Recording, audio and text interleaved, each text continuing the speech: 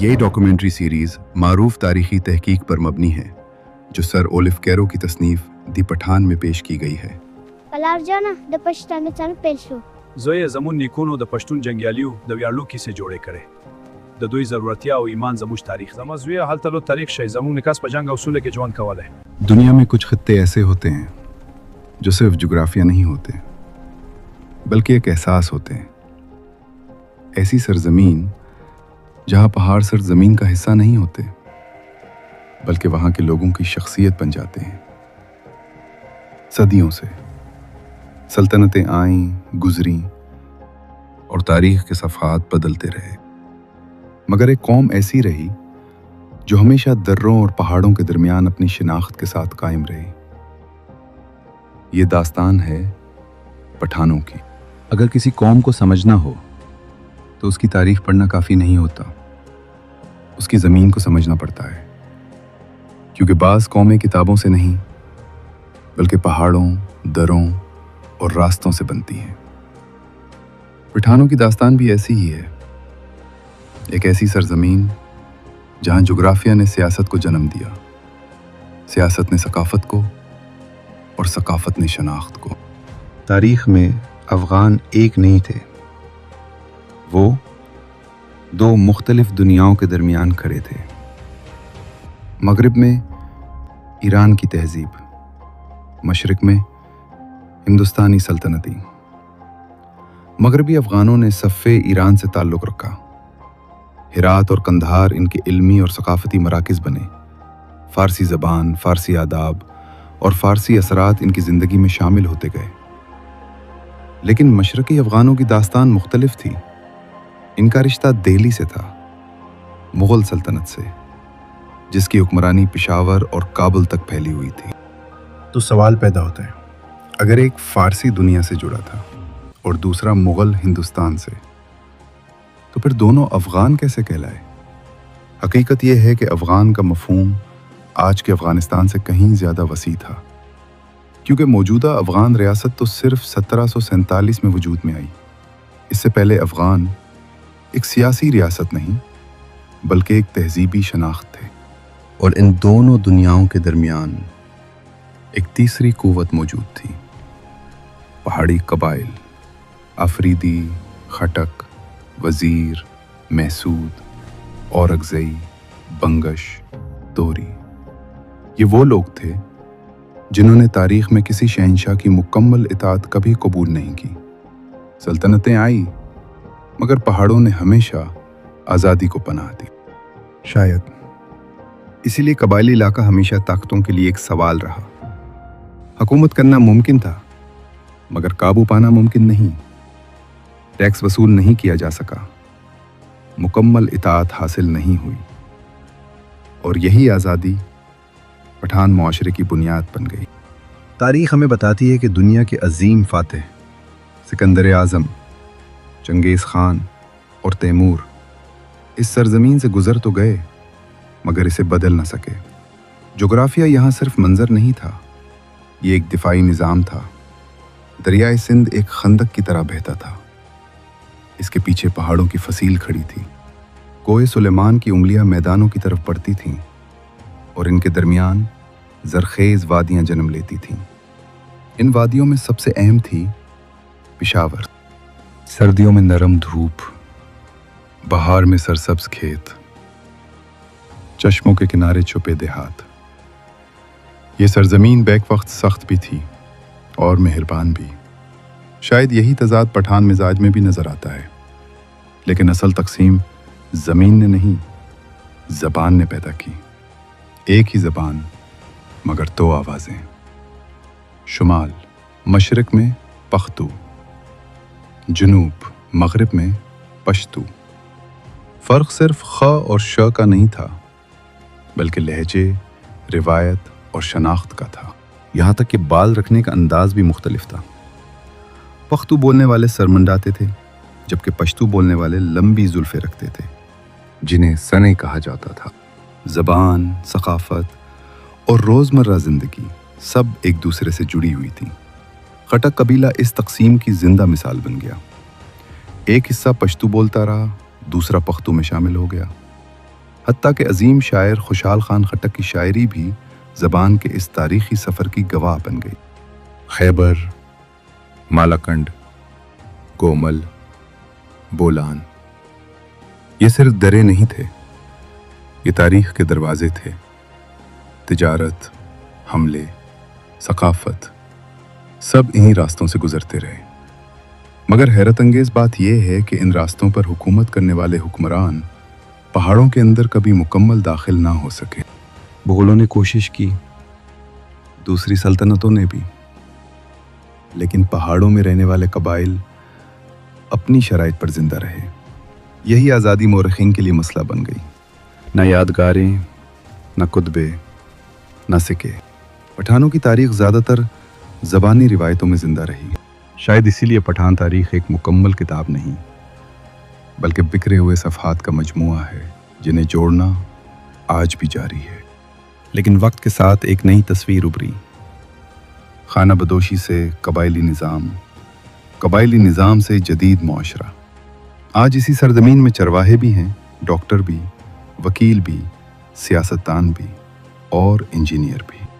تو کیا پٹھان صرف ایک قبیلہ ہیں، یا ایک ایسا معاشرہ جس میں انسانی ارتقاء کی تمام منزلیں ایک ساتھ موجود ہیں؟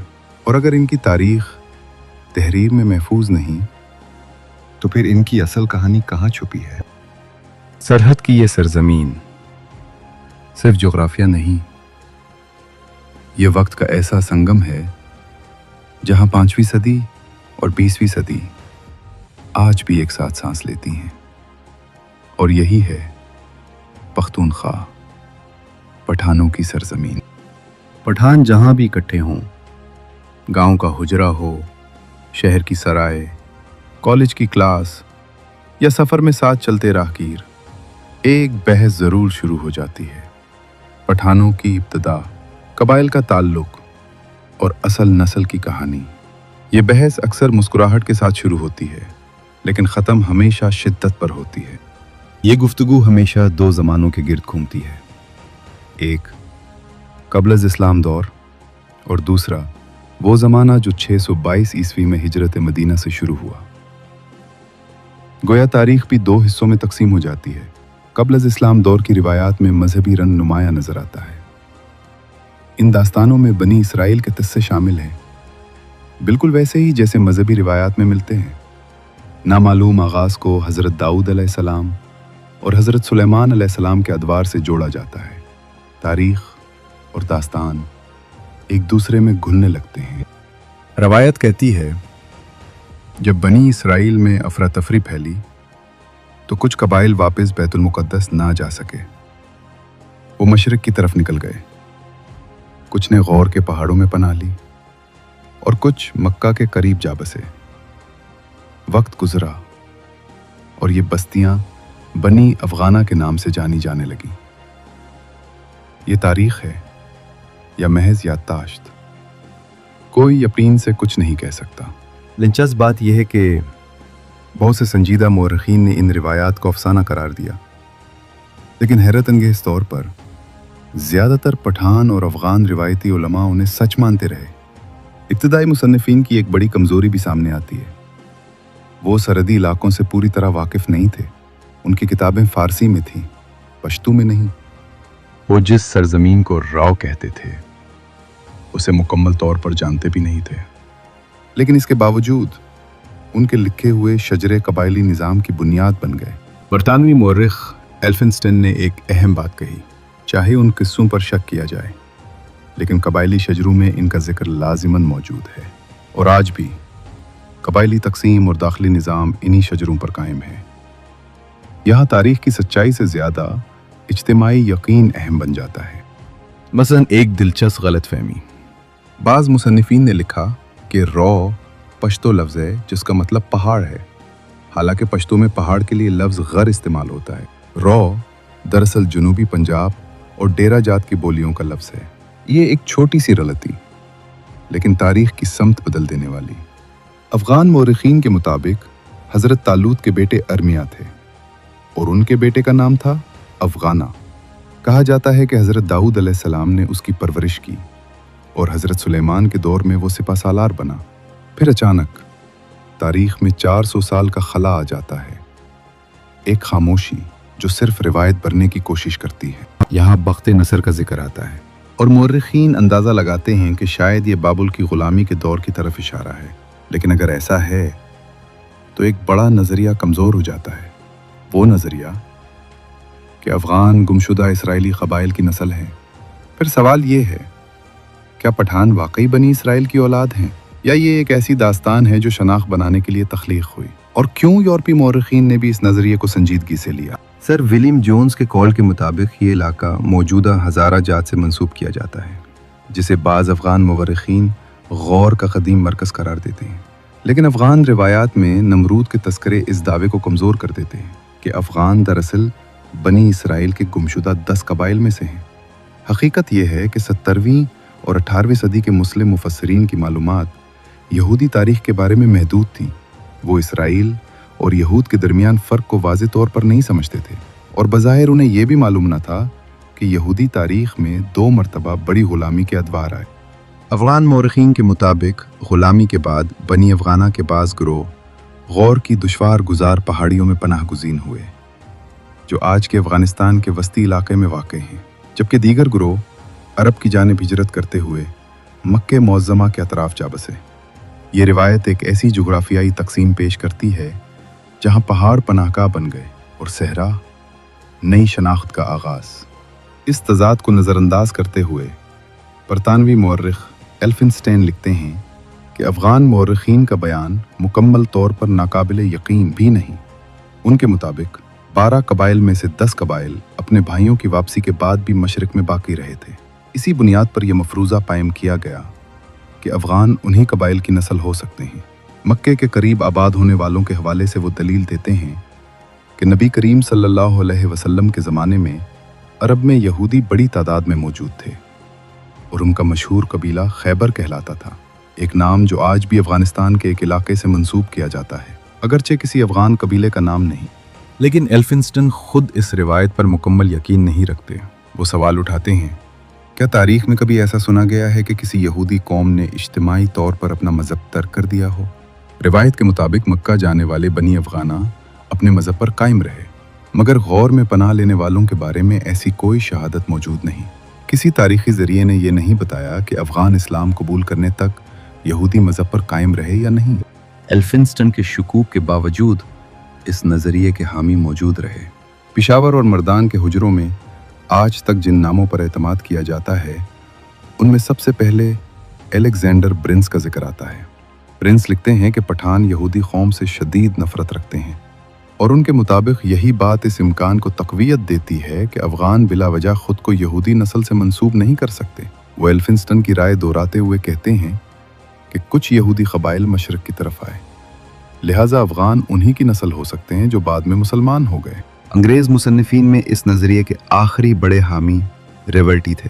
وہ ایرانی آخامنشی سلطنت کے ایک فرمانروا کسرا کا ذکر کرتے ہوئے لکھتے ہیں کہ اس بادشاہ کی پالیسی تھی کہ بغاوت کرنے والے قبائل کو ایک خطے سے دوسرے خطے میں منتقل کر دیا جائے۔ ریورٹی کے مطابق ممکن ہے سرکش یہودی قبائل کو سلطنت کے دور افتادہ اور کم آباد علاقوں میں بھیج دیا گیا ہو، جہاں وہ حکومت کے لیے خطرہ نہ رہی۔ ریورٹی ایک سوال اٹھاتے ہیں، کیا یہ ممکن نہیں کہ ظلم و ستم سے تنگ آ کر کچھ قبائل پہاڑوں کی آزاد مگر سخت زندگی کو ترجیح دیتے ہوئے مشرق کی طرف نکل گئے ہوں؟ ان کے مطابق مشرق ہی واحد سمتی جہاں فرار ممکن تھا، لیکن یہی مفروضہ تاریخ اور روایت کے درمیان ایک نئی الجھن پیدا کرتا ہے۔ برنس کا استدلال قبائلی روایات کی محض تکرار معلوم ہوتا ہے، جس میں ٹھوس تاریخی شواہد کم ہیں۔ ریورٹی اگرچہ پٹھان روایات پر گہری نظر رکھتے تھے، مگر ان کی سوچ بھی ایک مخصوص دائرے میں محدود دکھائی دیتی ہے۔ وہ بیرونی تاریخی شواہد کو قبول کرنے میں ہچکچاتے نظر آتے ہیں۔ وہ اس حقیقت کو نظر انداز کر دیتے ہیں کہ عبرانی کتب میں کسرا کو یہودیوں کا حامی حکمران قرار دیا گیا ہے۔ افغان روایات کے مطابق بنی اسرائیل کو غور میں پناہ لینے پر مجبور کرنے والا بادشاہ کسرا نہیں بلکہ نمرود تھا۔ اگر واقعی ایسا ہوا ہوتا تو عبرانی مورخین اس واقعے پر خاموش نہ رہتے۔ یہاں ایک اور حیران کن خلا سامنے آتا ہے۔ بابل کی غلامی سے لے کر طلوع رسالت تک تقریباً 1200 سال کا عرصہ تاریخ میں خاموش دکھائی دیتا ہے۔ اس پورے دور کے بارے میں کوئی واضح بیان موجود نہیں، सिवाय इस दावे के कि गौर, काबुल, तंधार और गजनी के इलाकों में अफ़गान ताकतवर होते गए और इर्द गिर्द के कबाइल के ख़िलाफ़ मुसलसल जंगें करते रहे। दुनिया की तारीख़ में कुछ कौमें ऐसी भी होती हैं जिनकी शनाख्त सिर्फ वाक़यात से नहीं बल्कि रिवायतों, अक़ीदों और दास्तानों से बनती है, और पठानों की तारीख़ भी इसी बारीक लकीर पर खड़ी नज़र आती है, जहाँ हकीकत और रिवायत एक दूसरे में मदगम हो जाती हैं। कोहे सुलेमान की संगलाख वादियाँ, गौर के पहाड़ और अफ़गानिस्तान के दुश्वार गुजार रास्ते ये सिर्फ जुग़राफ़िया नहीं थे, ये वो मकामात थे जहाँ तारीख़ तहरीर कम और सुनाई ज़्यादा जाती थी। यहाँ नस्लों की याददाश्त किताबों से नहीं बल्कि किस्सों से ज़िंदा रहती थी। अफ़गान वक़ाई निगार एक दिलचस्प रिवायत बयान करते हैं। उनके मुताबिक खालिद बिन वलीद रज़ी अल्लाह अन्हु, जो इस्लाम के अजीम सिपह सालार थे, बनी अफ़गाना नामी कबीले से ताल्लुक़ रखते थे। कहा जाता है कि उन्होंने गौर में आबाद अपने रिश्तेदारों को इस्लाम की दावत दी और यूं कैस नामी एक शख्स की क़यादत में अफ़गानों का एक वफ़द मदीना मुनव्वरा पहुंचा। रिवायत के मुताबिक पैगंबर इस्लाम सल्लल्लाहु अलैहि वसल्लम ने कैस का नाम बदल कर अब्दुर रशीद रखा और उसकी नस्ल के लिए अजीम मुस्तकबिल की पेशगोई फरमाई। लेकिन यहाँ तारीख़ सवाल उठाती है। मुस्तनद मुस्लिम रिवायात के मुताबिक खालिद बिन वलीद रज़ी अल्लाह अन्हु कुरैश के अरब ख़ानदान से ताल्लुक़ रखते थे और मोतबर मुअर्रिख़ीन अल-बिरूनी और अल-अतबी की तहरीरें बताती हैं कि कैस के मुबैना ज़माने के 400 साल बाद भी काबुल और किर्दो-नवा में इस्लाम मुकम्मल तौर पर नहीं फैला था। यानी रिवायत और तारीख़ एक दूसरे से मुख्तलिफ दास्तान सुनाते हैं। 11वीं सदी में जब महमूद गज़नवी की फुतूहात शुरू हुई, तब भी कोहे सुलेमान के कई अफ़गान कबाइल इस्लाम से बाहर थे। हत्ता कि 12वीं सदी के अवाखिर में पृथ्वीराज और मोहम्मद गौरी की जंगों में अफ़गान दोनों फ़ौजों में शामिल नज़र आते हैं। ये हकीकत इस ख्याल को कमज़ोर करती है कि तमाम अफ़गान इब्तिदाई इस्लामी दौर में ही मुसलमान हो गए थे। पठान लफ्ज़ की कहानी भी दिलचस्प है। किसी पश्तो बोलने वाले ने खुद को कभी पठान नहीं कहा। ये लफ्ज़ दरअसल बरे-सग़ीर में राइज हुआ, जबकि असल शनाख्त पख्तून या पुख्ताना थी। मुमकिन है दिल्ली के दरबारों में बैठे फ़ारसी बोलने वाले अहले कलम ने इस नाम को तंज़ और मिज़ाह के रंग में ढाला हो। फिर सवाल उठता है, पठान खुद को बनी इसराइल की नस्ल क्यों कहते हैं? कुछ उलमा का ख्याल है कि ये दावा नस्ली हकीकत से ज़्यादा मजहबी शनाख्त से जुड़ा हुआ था, क्योंकि तौहीद पर यकीन रखने वाली कौम के लिए अपने अजदाद को मुवहिद साबित करना बायसे फ़ख्र समझा जाता था। बरतानवी मुअर्रिख़ एल्फिनस्टेन ने लिखा, अफ़गानों का बनी इसराइल से ताल्लुक़ का दावा वैसा ही है जैसे यूरोप की बाज़ कौमें खुद को ट्रोजन नस्ल से जोड़ती हैं, यानी ये तारीख़ कम और कौमी याददाश्त ज़्यादा है। मुमकिन है इब्तिदाई अरब मुबल्लिगीन 7वीं सदी में इस खित्ते तक पहुँचे हों और इन्हीं मुबल्लिगीन की नस्लों से वो ख़ानदान पैदा हुए जो आज ख़ुद को सैयद या कुरैशी कहते हैं। यूं रिवायत में मुकम्मल सच ना सही मगर मुकम्मल झूठ भी नहीं। पठान माशरे में शजरा सिर्फ नामों की फहरिस्त नहीं, ये शनाख्त है, समाजी निज़ाम है और कबायली तवाज़ुन की बुनियाद है। हर ख़ानदान जानता है कि वो कहाँ से आया और किस से जुड़ा है, इसीलिए शजरे पठान माशरे की सांस समझे जाते हैं। दोस्तों, अगले एपिसोड में हम कैस के 3 बेटों और शजरों के बारे में पढ़ेंगे। फिल वक्त अपने मेज़बान असद खान को इजाज़त दीजिए। अल्लाह निगहबान।